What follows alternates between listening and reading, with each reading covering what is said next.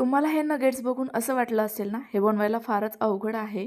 भरपूर साऱ्या स्टेप्स आणि त्यानंतरचा भांड्यांचा पसारा आवरावा लागेल. तर असं आता अजिबात होणार नाहीये. ना यामध्ये मी ब्रेड वापरलाय, ना बटाटा वापरलाय. वरून कुरकुरीत, आतून पोकळ आणि मऊ लुसलुशीत, खुसखुशीत हे नगेट्स बनवले आहेत भोपळ्यापासून. अहो अहो थांबा. भोपळ्याचं नाव ऐकून तुम्ही सुद्धा नाक मुरडलंय. पण खात्री देऊन सांगते, हे नगेट्स खाल्ल्यानंतर भोपळा हा सर्वांचाच आवडता होणार आहे. त्यासाठी काय करायचं, एक कोवळा असा भोपळा घ्यायचा, जास्तच कोवळा नाही घ्यायचा कारण तो कडू असतो. आता यातील मला फक्त अर्ध्याच भोपळ्याचा वापर करायचा आहे. बऱ्याचदा असं होतंच ना, भोपळ्याचे आपण थालीपीठ केले, भाजी केली की थोडासाच भोपळा शिल्लक राहतो. तर अशा वेळेला ना तुम्ही हे नगेट्स ट्राय करून बघा. भोपळा काय करायचा, सालीसह पहिले किसून घ्यायचा. अगदी एवढ्याचा जरी भोपळा असला ना, तरी देखील संपूर्ण कुटुंबासाठी एक वेळचा नाश्ता तयार होतो. भोपळा किसून झाला की लगेच आता पुढील कृती करायची आहे. कारण हा किसल्यानंतर लगेचच पाणी सुटायला सुरुवात होते आणि त्याचसोबत काळा पडायला देखील सुरुवात होते. आणि हो, एक सांगायचं राहून गेलं, भोपळा हा किसत असताना देठाचा भाग थोडासा टेस्ट करून बघा, जेणेकरून तुमच्या लक्षात येईल हा कडू आहे की व्यवस्थित. यामुळे तो आपण शेवटपर्यंत किसायचा की नाही हे समजतं. आता गॅसवर एक जाडबुडाची कढाई ठेवली. त्यामध्ये घालूया फक्त 2 चमचे तेल. तेल कमी घातलं तरी देखील चालेल. हे गरम झालं की लगेच अर्धा चमचा मोहरी घालायची. मोहरी छान अशी तडतडली गेली की अर्धा चमचा जिरे घालूयात. हे सुद्धा छान असे फुलले गेले. आता 2 ते 3 लसणाच्या पाकळ्या छान अशा बारीक ठेचून घातल्या. या व्यवस्थित परतल्या गेल्या की थोडीशी बारीक चिरलेली लाल किंवा हिरवी मिरची घालायची. हे नगेट जर तुम्हाला छान दिसावेत असं वाटत असेल तर 2ही प्रकारच्या मिरच्या बारीक चिरून घाला. आता पाव चमचा हळद आणि अगदी थोडंसं लाल तिखट घातलं चवीपुरतं. आता लगेचच हा किसून घेतलेला भोपळा घालायचा आहे आणि छान असा परतवून घ्यायचा. यामुळे भोपळ्यातील पाणीही अटलं जातं आणि टेस्टही छान येते. भोपळ्यापासून ना मी या अगोदर भरपूर सारे वेगवेगळे पदार्थ तुमच्यासोबतच शेअर केले आहे. ते जर तुम्हाला बघायचे असेल तर खाद्यप्रेमी चॅनलला नक्की व्हिजिट करा आणि अशाच नवनवीन रेसिपीजकरिता चॅनलला नक्की सबस्क्राईब करा. तर बघा, आपला भोपळा छान असा सॉफ्ट झाला आहे, व्यवस्थित परतला गेला आहे.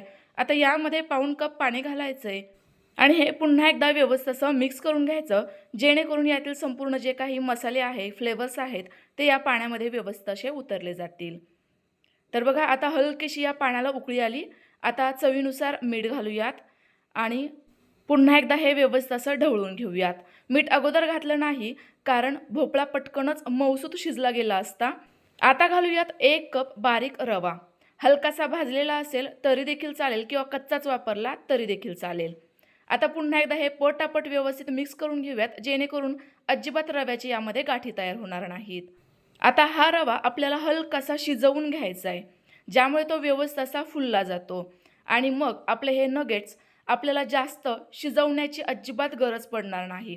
फक्त हलकेसे कुरकुरीत होईपर्यंत तळले गेले की आपले नगेट्स इन्स्टंट तयार होतील. तर बघा, हे व्यवस्थित असं मिक्स झालेलं आहे. यामध्ये तुम्हाला जरा देखील गाठी दिसत नसतील. अगदी मऊसूत आपलं मिश्रण तयार झालं आहे. यावर झाकण ठेवूयात आणि 5 मिनिटाची वाफ काढून घेऊ. 5 मिनिटे झालेली आहेत. आता कढई गॅसवरून खाली उतरवून घेते. 5 मिनिटं ज्यावेळेला वाफ काढायला ठेवली होती ना, त्यावेळेला गॅस बंद केलेला होता. झाकण खोलून बघते तर बघा, आपलं मिश्रण अशा पद्धतीने मस्त असं उकडलं गेलं आहे, व्यवस्थित शिजलं गेलं आहे. आता हे एका ताटामध्ये काढून घेऊ. कारण हे आपल्याला पुन्हा एकदा मऊसूत करून घ्यायचं आहे, जर असं मळून घ्यायचं आहे. कारण जर तुमच्याकडनं एखादी अर्धी थोडीफार रव्याची गाठ राहिली असेल तर ती देखील व्यवस्थित मोडली जाईल आणि हे नगेट्स देखील अगदी व्यवस्थित यांना शेप देणं सोपं पडेल. आता अगदी छोट्याशा पेढ्या एवढा उंडा घेतलाय बघा, हातांवर छान असा मऊसूत करून घेतला. इतकं हे व्यवस्थित मऊसूत झालेलं आहे. यामध्ये छान असा चिकटपणा आलाय. आता याला नगेट्सचा शेप देऊन घेऊ. बघा, या स्वरूपे. जर तुम्हाला वेगळा कोणता आकार द्यायचा असेल तर तसंही तुम्ही करू शकता. मी असा लंबगोल आकार दिलेला आहे. हे नगेट्स ना तुम्ही भरपूर दिवसांपर्यंत तयार करून फ्रीजरला ठेवले तर ते टिकू शकतात आणि आयत्या वेळेला जेव्हा पाहिजे ना त्यावेळेला तळून घेऊ शकता. म्हणजे जर तुमच्या घरामध्ये अचानक कोणी पाहुणे येणार असतील, बच्चे पार्टी असतील, तर त्यांच्याकरिता ऐन वेळेला देखील तुम्ही हे तळून देऊ शकता. बनवायला हे अतिशय सोपे आहे. खूप पटापट नगेट्स तयार झालेत. बघा, एवढे सारे एवढ्याशा मिश्रणामध्ये आपले नगेट्स तयार झाले आहेत. लगेचच तळून घेऊ. तर तळत असताना महत्त्वाच्या 2 टिप्स लक्षात ठेवायच्या. एक म्हणजे तेल हे मध्यम गरम असावं आणि गॅसची फ्लेम देखील मध्यमच असावी. जर आपण हे एकदम थंड तेलामध्ये किंवा कमी गॅसवर तळले ना, तर ते तेल पिऊ शकतात. त्यामुळे ही टिप्स नक्की लक्षात ठेवा. तर बघा, एका वेळेला कढईमध्ये जेवढे मावेल तेवढे संपूर्ण नगेट्स आपण सोडून घेऊयात. कारण हे काय जास्त फुलत नाही. त्यामुळे भरपूर जरी नगेट्स एका वेळेला सोडले तरी देखील चालतात. फक्त यांचा आपल्याला हलकासा रंग बदलल्यासारखं जाणवलं की मगच उलथाण्याने जरासं हे हलवून द्यायचे. कारण आपण लगेचच जे हे झाऱ्याने हलवायला गेलं तर मिश्रण आपल्या झाऱ्याला चिकटू शकतं. तर बघा, यांचा रंग जर असा बदलायला सुरुवात झाली आहे, त्यावेळेला अगदी हलकेसे हे मी अलटपलट करून दिले.